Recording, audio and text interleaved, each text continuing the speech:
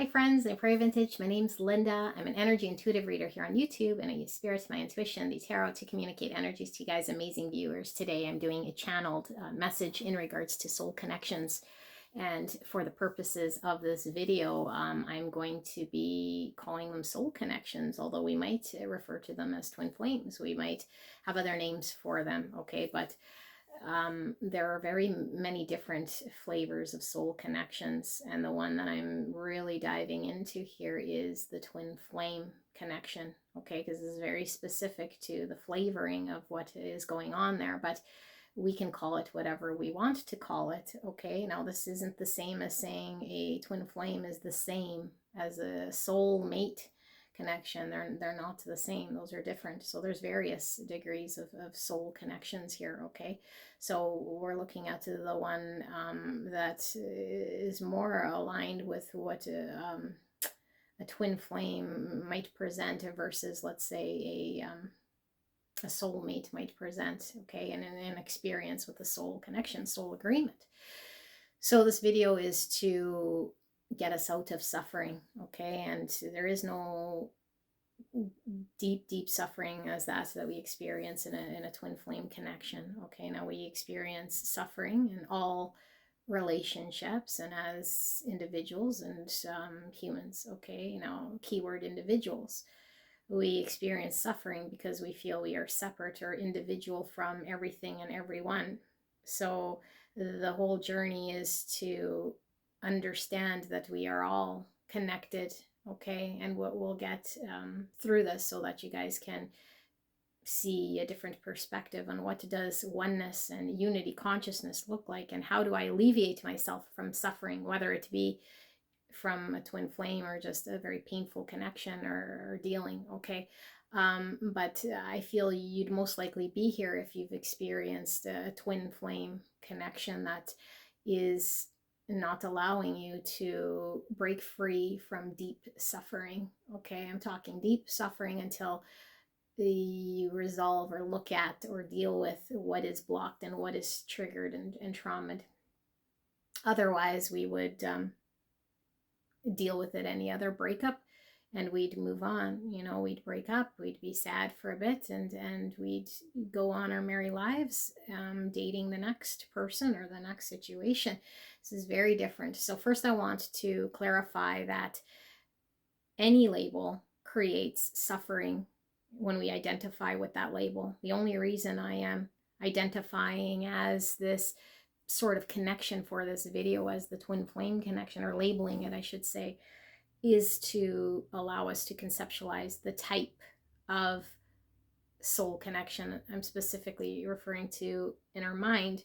Okay, so this is a signpost that points to the direction in which the connection is I'm referring to, so we can make sense of it logically, although we know that the mind and the logical brain cannot comprehend the nuances and the layers to what is really happening, you know. Okay, so this analogy I like to give, the apple analogy, you know, apples can come in many different colors, but when we think of an apple, I'm sure you had one sort of picture come to mind, you know, or one experience come to mind. The apple is red, it's crunchy, and it's juicy, okay. And so when we hear apple, we allow our mind to project that understanding of apple to comprehend.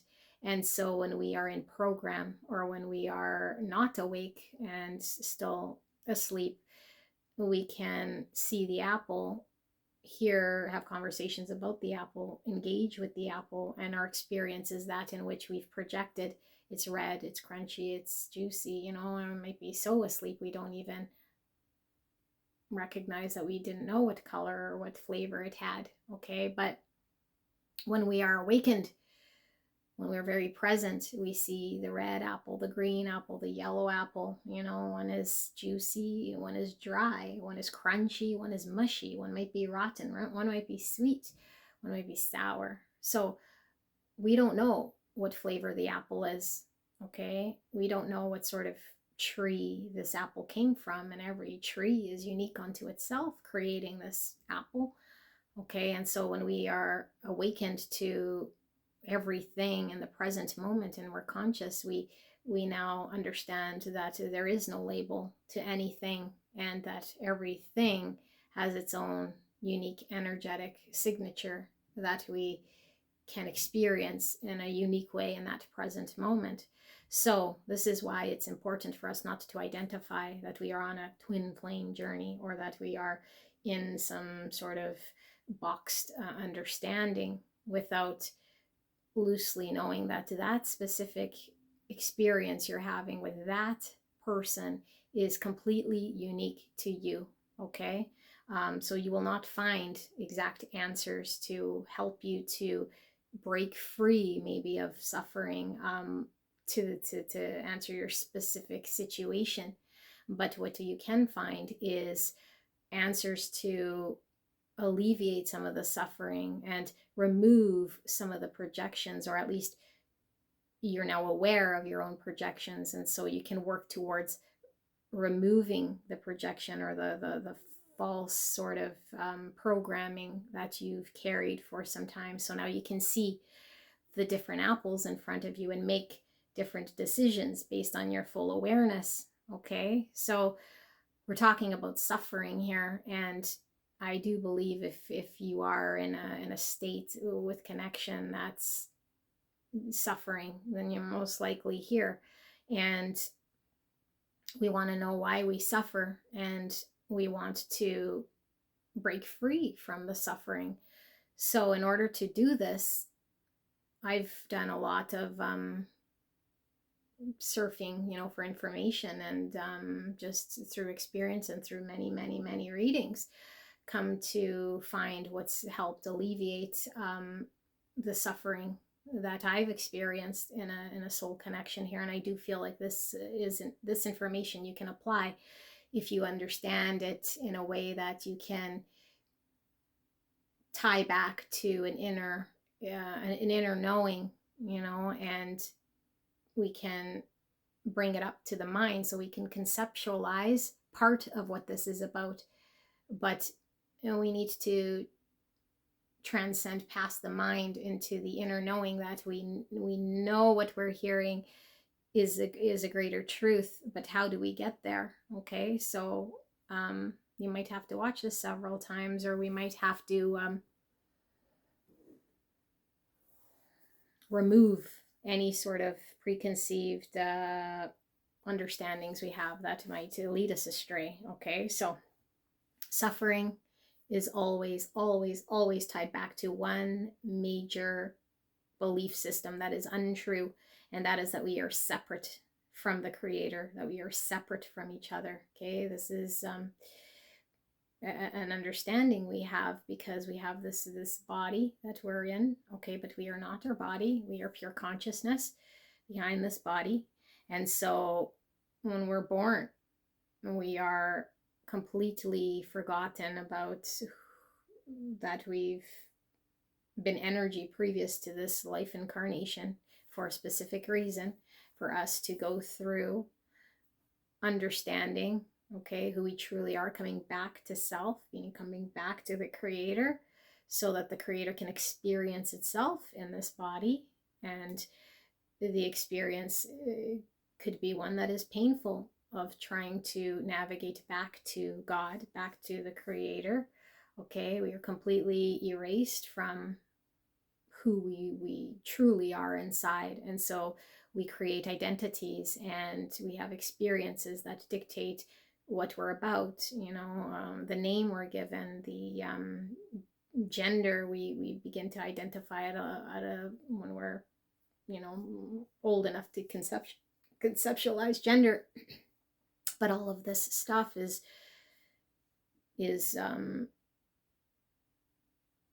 an identity that's put upon us. Okay, now there is definitely masculine, feminine, and there is energy that is polarized, and the only way to understand masculine energy is to have feminine energy present, so that there's a clear distinction between the two. Okay, and that is how energy works. And so in order for us to see the light in something, must exist the dark. So the polar opposite energy exists, and this is created by the divine, by the universe, in order for the universe to experience itself through our being and through our experiences. So we believe in the lack. We believe that we are separate, and so the belief in lack comes from the ego. I am not good enough. I am not worthy. I am feeling sad because I cannot fill this, fill in the blank. Okay, and in the soul connection, it is love. I am separate from this person. I need love to come to me. I feel sad because I feel all these things I am lacking.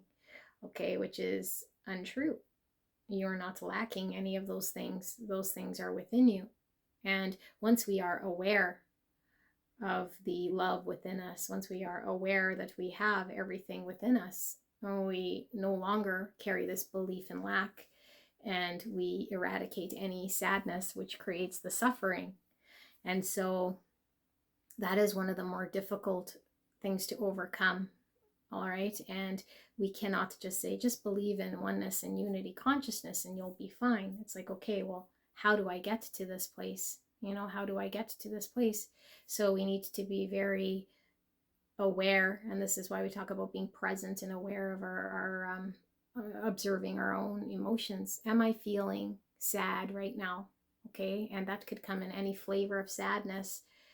Okay. If we're feeling any sort of sadness, it's because we have a belief we are lacking something. And this is untrue. This is an untrue thought of the ego mind.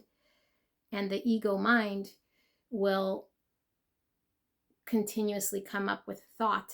Okay. Just like the body, like I say, pumps the blood, just like the heart is pumping, just like we take breaths in. We're not running the blood. We're not running the heart. We're not, consciously keeping track of the breath. Okay, now breathe, now breathe, now breathe, right? It's happening through us, just as thought happens through us. So the thought is happening. It is not something we are sitting there thinking, I want to think of this and I want to think of that. And sometimes lack thoughts come through. Okay, so now we're very conscious of these thoughts that are happening. Okay, they're happening.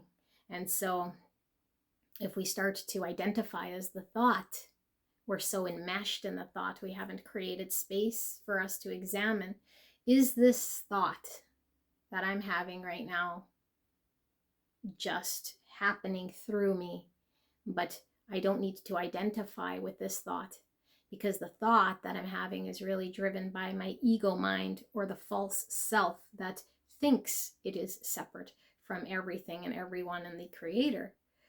Okay, and the only way we know when this thought's coming with intensity is because our feelings are tied to it. I feel a great sadness when I feel like I'm losing love, or if we break up with the one we love, we feel there's a void and a hole, although there is no hole or void. Okay, it's the illusion of the void and the hole, the illusion and separation that we are still believing to be true. Okay, so conceptually we might know, spiritually, yeah, everything is one and unity consciousness makes sense, but if we aren't inner experiencing this oneness, if we don't truly live through the being of oneness and feel connected to everything and everyone, we will feel separate, and we will feel sadness, and we will feel like something is lacking. Okay, and so we must take it back to examine that thought and not feed it with our emotion, and say, okay, ego thought, okay, thought of lack, I know that I am the creator, and the creator lacks nothing. Okay, I am an extension of God, And so within me, there is love, because if it wasn't within me, I could not see it in anyone else. I could not understand what love is if I never was able to cultivate it from within me. Okay, we wouldn't see it, we couldn't recognize it. The reason we feel so attached to that in which is love is because we know deeply inside of us what love is, because it is in there. It is in there within us at a very deep level. Okay, so we have to love self, and we have to take it back to knowing that love is within us, that we are not lacking anything or anyone, that we are whole and complete. We are whole and complete. And so the illusion of the lack creates that sadness and that chase, that's chase to fulfill that, which brings me to sort of the second ego belief that creates the suffering, which is that of anger. Okay, out of anger, and I mean, it's really us believing that we can fulfill a void, that we have the ability to, I don't know, create something that's going to make it better for us, and when we do this, we experience anger when it doesn't work out, because we thought we could manipulate a situation and go against the creator. And so this is also tied back to separation, because me in my own individual state can do what I need to do in order for me to manipulate an outcome, and this is a sure way to experience suffering, because how many times have we tried to achieve or tried to attain, and we were left empty-handed? So we've sat with an anger, any flavor of the anger, anger, jealousy. It comes in many different sort of forms. Okay, and so when we recognize, how am I feeling right now? Is it a flavor of anger because I was trying to chase an outcome, or I put an outcome on a pedestal, that after I connect to this person in a way that fulfills this, that, and the other, then I'll be happy. Then I'll feel that lack, then, and so we know by experience that anytime we are chasing anything with outcome happiness, that we put on a pedestal as the thing that's going to set us free and liberate us and make us not feel sadness or make us not feel suffering, it's short-lived, and we're back on that race. And so when we're in that state, we have to remind ourselves that, will this attaining this person, attaining this outcome, reaching that thing, completely eliminate my suffering? No, it won't. It will create more. And the ego trick is that this builds on each other. I need a home, a better home, an even better home. I need a car, 2 cars, 3 cars. I need a job. I need to get promoted. I need to be the CEO. I want to rule the world, right? I need this person to notice me. I want to be in this person's life. I want this person to completely connect with me on a way here that, I don't know, they're completely dedicated and devoted the way I am. And we just go on this path of the outcome that would only make us happy, and we don't see any other way here. Okay, so it's really stacked on the belief thought that we are lacking, or that there is something missing. Okay, and then the fears. Okay, so the fear is a big one here, because I feel like the fear is when we, again, try to control situations, and we get anxious, and we might get paranoid, and we might get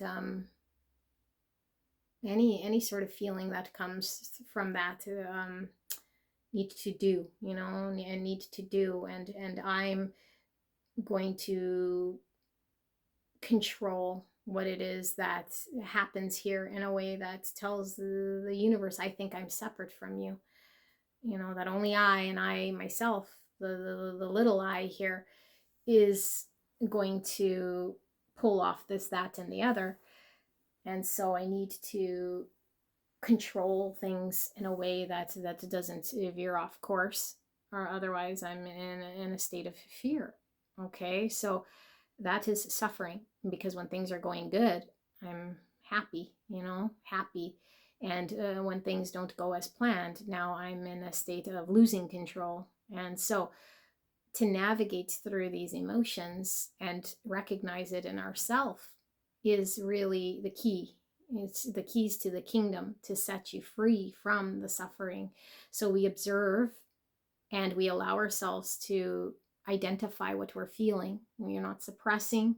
Don't feel sad. Don't feel anger. Don't feel fear. Okay, we're not suppressing. We are recognizing this feeling is coming up within me. That means my thought process is on a belief that is untrue right now, that the divine is bringing to my attention through my emotional navigation system. Because the emotions, they're never talking about that situation and for you to take action on emotion. Okay, the emotion is reflecting back to you what's going on in your mind, what it is you're thinking in that moment. And when it is to the negative polarity, remember, there's no bad or good. Emotions are all there for a function. Okay, it helps us to navigate. It's not bad or good, but to put in context, the negative polarity, sadness, contracting energy, jealousy, anger, confusion, anxiety, anxiousness, whatever the thing is. Okay, negative polarity, we're sitting in this because the emotions are mirroring our thought. So we can tie those thoughts back to, if it's sadness, it's lack. If I'm feeling angry, it's because I have an outcome in my mind that it didn't pan out the way I want. If it's fear, then it's I'm trying to control something here because I feel like I can do something about this. Okay, so we have to be very aware of what we're feeling so we can take note of what our mind speak is. And so if we resist the thoughts, if we suppress the emotion, we create more suffering. So this is why we allow the emotion to surface, so that we can check our thought. And then where we have the power is to allow this thought to be without feeding the emotion into it and constantly checking it back and saying, this thought is untrue. This thought is just a thought. It could come, but it's not going to pull on my emotion, because underneath this, I know that we are all one consciousness. Okay, everything is in relationship. Everything is in relationship. So if we want to conceptualize oneness to someone who just can't seem to grasp and say, well, clearly I'm not this ball or this table or you, I'm here and you're there, right? And so the mind is in this sort of understanding. But when we engage with the mind, that we start to see that the ball is in relationship to the table, because the ball is resting on that table and that table is resting on the floor, in which I'm walking on the floor, that I need to move about. Then we are all in a relationship. Okay, we're in relationship with things, we are in relationship with others. We are not existing in a vacuum unto itself. I'm not the individual self in a vacuum here, creating independent things, so we are all interconnected. We all, feel the sun energy, creating the nature outside, creating the food that we eat. And when we eat this food, okay, this cycle of life. And so everything is interconnected and everything is on energy. And so the conscious energy behind the physical thing is what is vibrating and connecting. Okay, what is vibrating and connecting all the time. And so when we tie this back to a soul connection, our energy is being awakened to knowing what it truly is, that I am connected to this person. Okay, and it starts this way, but it doesn't end this way, because this is only the pathway to I am connected to everything and everyone, including the creator. And we get glimpses of this in the periods of suffering, because we feel separate from that person, or we feel like we're lacking their love.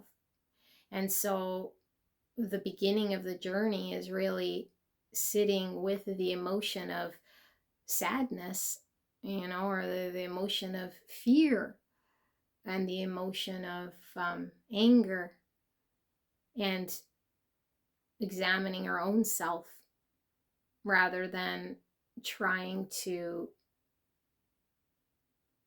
project onto that person or that situation something that's going to alleviate ego.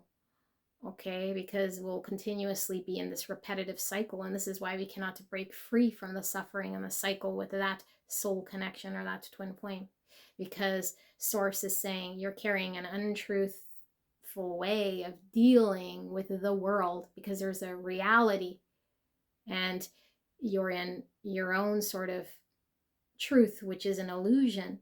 The ego mind is an illusion. Your projections are just illusions. They're not reality. Reality is everything is connected.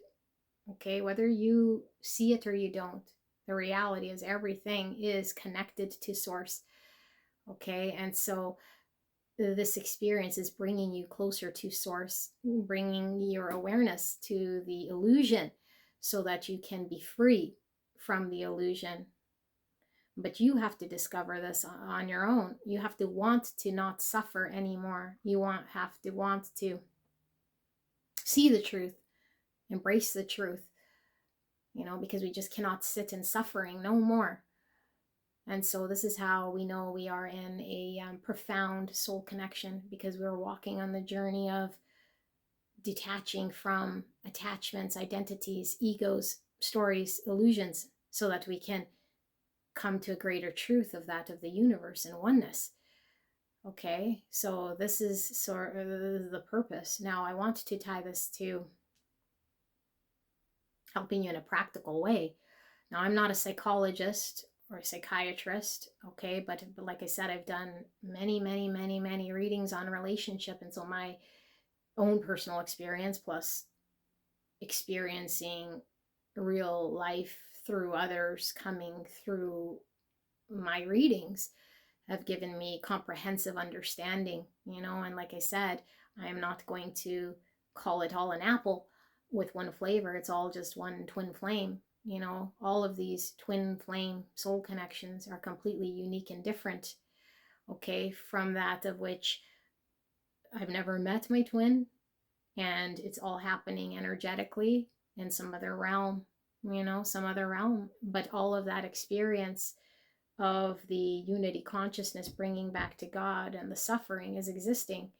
Okay, this person's having a spiritual awakening, or an ego death, or an understanding of self that could only come through the awakening of a soul connection to that of a twin flame who has met and has gone through bubble phase, and now they're in separation because one's a runner and one's a chaser.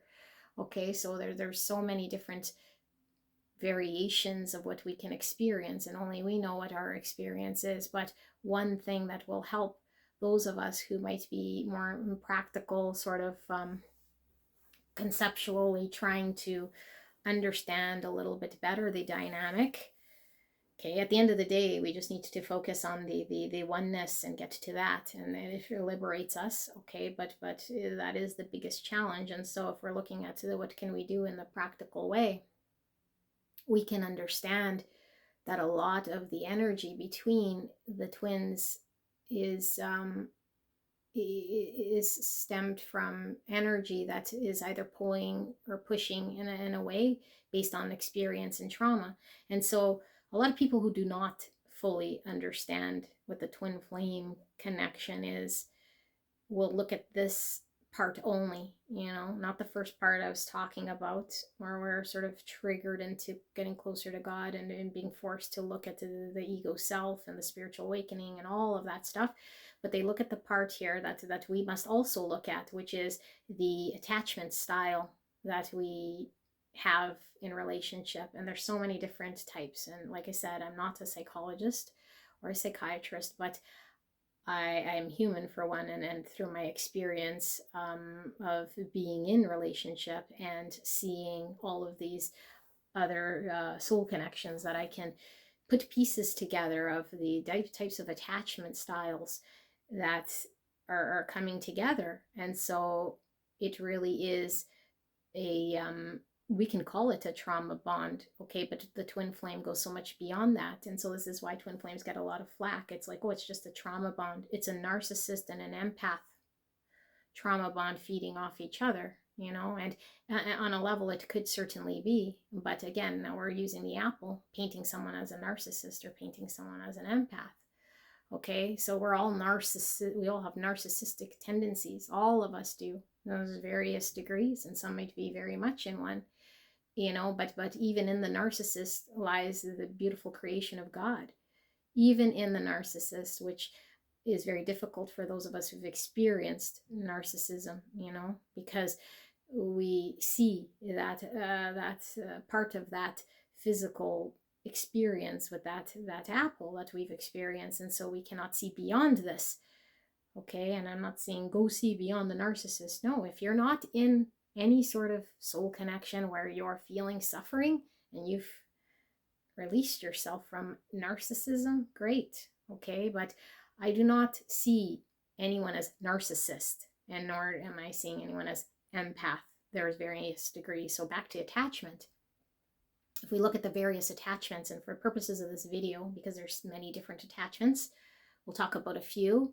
Okay, it's very important for us to understand our attachment style and our person's attachment style in order for us to comprehend with the mind, although we don't need to comprehend so much, because this journey isn't about comprehension. It's through an inner knowing and experience of how to navigate with our mind and be aware of our mind. But for those needing more comprehensive understanding, we can look at the attachment style. So the most common could be a avoidant attachment style here, of a dismissive avoidant. Okay, dismissive avoidant. And so the dismissive avoidant does not want to deal with their emotions. They're very disconnected from their emotions.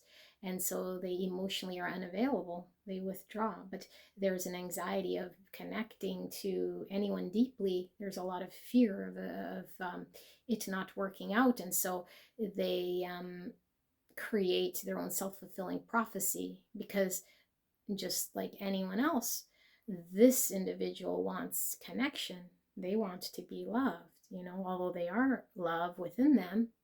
They want to connect and bond and be understood.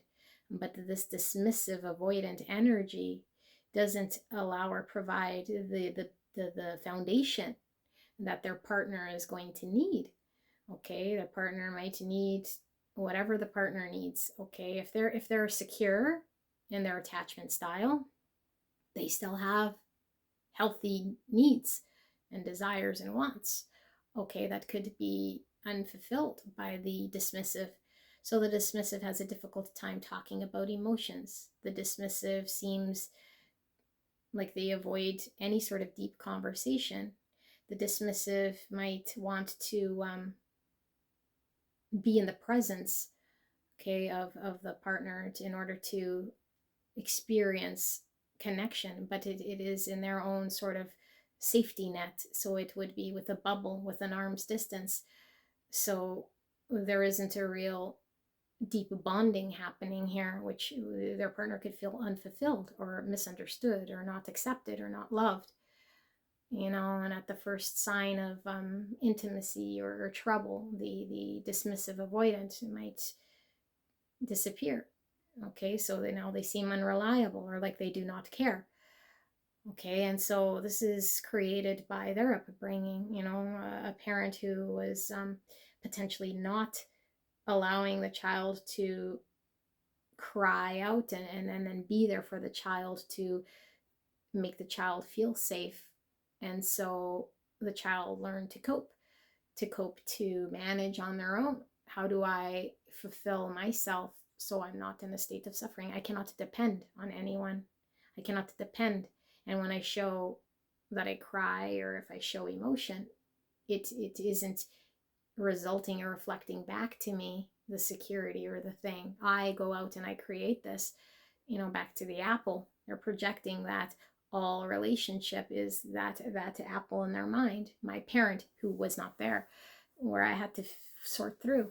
Okay, and so generally these types of avoidance, dismissive avoidance, are going to be attracted to or pulling in anxious attachment. Okay, and an anxious attachment, somebody who can sense, when someone's pulling away, whether it be this person or just in their world. And so it creates this need to attach. I'm going to be abandoned. This person's pulling away, and so there's a lot of anxiety, and there's a need to share everything openly and connect in a way that allows this person to feel completely safe, and but we can do this in a way that if our partner isn't mirroring it back to us, it doesn't create anxiety, it doesn't create a sense of lack, it doesn't create that we are not worthy. Okay, and so this anxious attachment might feel, well, if my partner is not doing these things or showing these things, then I'm unworthy or undeserving, and so I need to do more, I need to give more, I need to be more, I need to do all these things. And so we're just perpetuating the I'm not good enough sort of belief in lack. Okay, and the other avoidant style, let's say fearful avoidant, okay, a little different than the dismissive, where the fearful avoidant wears a cloak of how they have to be, because when I was in this energy, I was accepted by my parents or my world. It accepted me, when I was fun loving and funny and filling all these things and doing all these things. People love me. It's easy. There's no conflict. And so it's so tiring for me to wear this cloak. And so I can't get close to people. I can't let them see my true self, because they'll abandon me. They'll leave me, because my experience, again, with the apple and the projection, is when I was my true self, when I was younger, it created strife or conflict or separation. Maybe my parents divorced, and I felt it was because I was misbehaved or I acted in a certain way that didn't get some sort of mirror back to me. And so there was a part of myself that didn't get nurtured as a child, and so I have to wear this cloak that becomes very uncomfortable. And so when I get close to someone, I'm very tired of wearing the cloak, but I can't take the cloak off now. And so I just bolt. I bolt, because it's either I become my truest authentic self, which is very scary. I'm very afraid to be my authentic self, or I continue wearing the cloak that's suffocating me, that isn't my truest self. And so I keep people at a distance, and when connection gets close, it's time to bolt. I can't be here anymore. So I burn and turn, or I do whatever. But in a soul connection, like a twin flame, we cannot run from that, in which spirit is saying you are contractually here to resolve and look at those traumas. Okay, and we could be a combination of many. And so just for a real example, I feel, my twin is dismissive, avoidant, not hardcore, because he does have different flavors in there, and I do have some anxious attachment, but the predominant of what I am has been disorganized, and I do have strong fearful avoidant that comes in the connection between him and I that I wasn't really aware of, that I wasn't really aware of, where it was like all my other connections, I've been wearing the cloak because I felt like I was never really truly seen, and I did not really feel like if I was seen that I would be nurtured or protected or accepted in any way. So I had to be in this energy that always made others feel okay so that I could feel okay, like the environment had to be okay because I never felt safe. And so I feel I was never really seen, like seen for the truth of my bad, good, and ugly. And so with my twin, it's like the cloak came off, the cloak was just off, and then I experienced anxious attachment, which I've never thought I had.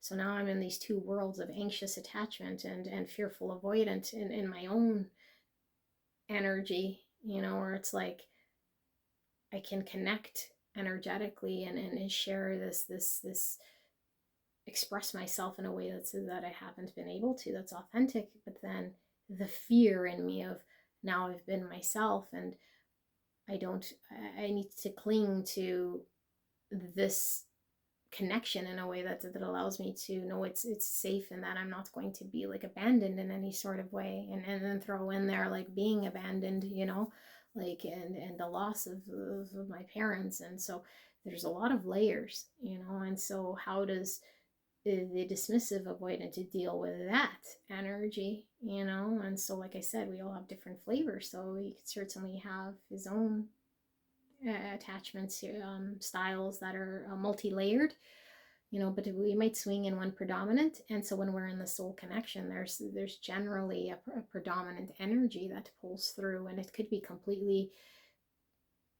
apparent to you, because my fearful avoidance was mirrored to me from the past of how I was, only to not be so much in that energy, and with him to recognize the difference. But I was bolting, and I was bolting every time I felt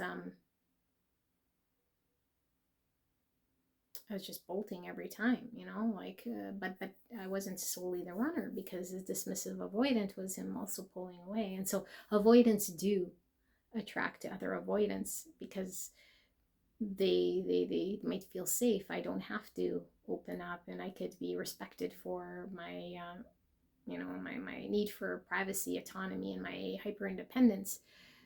And so this is sort of the dynamic that I've experienced, is like I don't want to be too seen, in the past, because it's led me to have to protect myself. And so if you're dismissive and I'm just fearful, it's like, let's just, like keep this space. But energetically, we know that there's more going on here. And so it's triggered this anxious attachments style that I was like, oh, like I never felt like needy, and I'd feel not good about this. And it's not a good feeling to have. And so we're looking at, what am I lacking that I feel I need? That I feel I need this person, or I need something here, something doesn't feel right. And I think the only reason I could see the contrast is because I had avoidant and anxious attachment. And so I could see these two playing out very clearly for me, because if we're predominantly in one, we might not be seeing ourselves very clearly, and this is why at the beginning of the video I'm talking about really connecting with the emotions, because the emotion is going to tell you what it is that is really going on in that dynamic. And so if I feel sadness, it's most likely because I have a belief in lack, that I am lacking something, that I am lacking something. And if it is like fear, then it's because I'm trying to control. I'm really trying to control, and I think I'm puppeteering this thing that I have no control really over. So yeah, just being very, very observant, you know, and in tune with the emotion that's coming through, allowing that emotion to be felt. And you don't have to react on those emotions, okay? But the only real action you should maybe take is understanding why that emotion is mirroring to you some sort of thought, and then interject in that thought and recognize it for what it truly is, and let that thought pass. You know, let it pass. Don't attach to it. Do not feed it energetically with your emotions and loop it, you know, because when we feed it more, it becomes bigger and bigger. And this is the obsessive thinking, and this is the suffering and the loop we're trying to break. Okay, so this video is really about the suffering and how to break through, and it's continuous sort of examination. You know, it's not going to go away in a one video, because when we first try this, it feels very foreign, you know, but this is why we have to keep getting in front of it and build that muscle, you know, build that muscle. But I feel like if you are on this spiritual journey of the twin flame, this is already unfolding in this way, that you will get there. You know, this isn't something that you're just doing for fun, because if you're just doing for fun, it'd probably be very difficult for you to shed ego and for you to come into a state of enlightenment. But if you've been triggered into a spiritual awakening and an ego death, and this suffering, this prison of I cannot find a way out, and I just want to find peace here because it won't leave me alone. This is because you are on that journey to get clarity, to break free from the suffering. Okay, and we can apply this to any aspect of any relationship, not just the twin. And so it starts there, you know, it starts there. And then we understand that we are connected to every stranger. And so now someone cuts us off in traffic, we're not swearing at that person or seeing that clerk as separate and getting frustrated with the fact that this person's an idiot or an ass or whatever, because it started with the twin and seeing the self, and then seeing the self in everyone. It's very humbling, you know, it is very humbling. Now, that doesn't mean that we're detached from our emotions at all. We still have our authentic expression, which is very individual to ourselves, you know, but we are responding from the truest place that is not tainted with the projection, the bias of how we saw the apple, you know, and then that becomes our experience. You know, how I'm seeing this apple is how I'm going to experience this apple. It's now I'm totally open to what this apple is presenting, and my every engagement with this apple will be unique to this apple from this tree, you know, this specific apple, this specific tree, this specific time in space where I'm enjoying this apple, you know. So very important to be very present with the situation you're dealing with, not to categorize or put labels to it. And even with that person, they might have a lot of different energy that presents itself in the moment that might be completely unique to who they are, that you might have not have experienced. And so the present moment is the truth. Everything else is an illusion. Everything else is an illusion, okay? Future state, past state is just an illusion. And so this is how we free ourselves from suffering. Okay, so I hope this helped you guys. I love you guys very, very much. I'm here for whatever healing you need to do. And you got this. All right, I'll see you soon. Bye-bye.